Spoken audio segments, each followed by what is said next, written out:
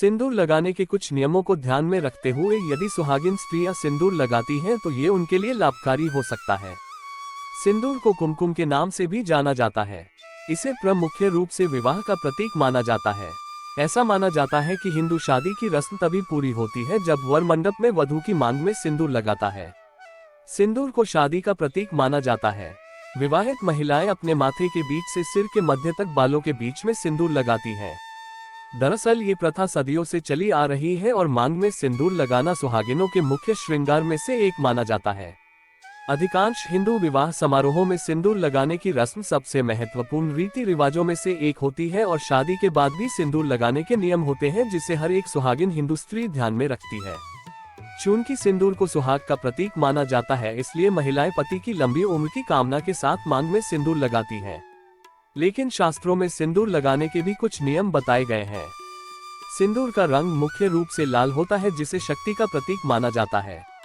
ये प्राचीन काल से ही मस्तक के ऐसे बिंदु पर लगाया जाता था जो अधिकांश शारीरिक कार्यों को नियंत्रित करता है और हार्मोन स्रावित ग्रंथियों को भी उत्तेजित करता है। ऐसा माना जाता है कि सिंदूर सुहाग का प्रतीक होता है और शास्त्रों में इसे पति की लंबी आयु की कामना और रिश्ते की मजबूती का प्रतीक माना जाता है। ऐसा कहा जाता है कि यह प्रथा हड़प्पा और मोहनजोदड़ो के समय से चली आ रही है और उस दौरान भी महिलाएं सिंदूर लगाती थीं।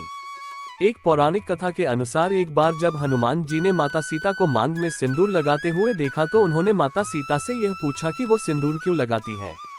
इसके उत्तर में माता सीता ने ये बताया कि सिंदूर उनके प्रभु श्री राम के प्रति प्रेम का प्रतीक है। इस बात पर हनुमान जी से जुड़े रहस्य ने अपने पूरे शरीर को सिंदूर से रंग लिया था।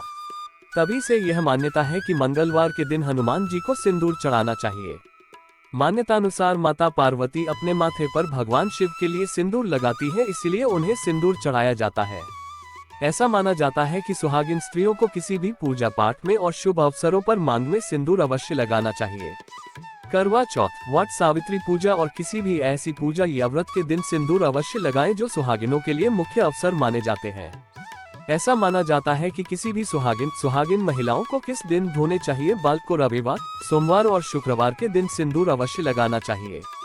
माता गौरा को सिंदूर चढ़ाकर अपनी मांग भरने से सुहागिन स्त्रियों को अखंड सौभाग्य का वरदान मिलता है।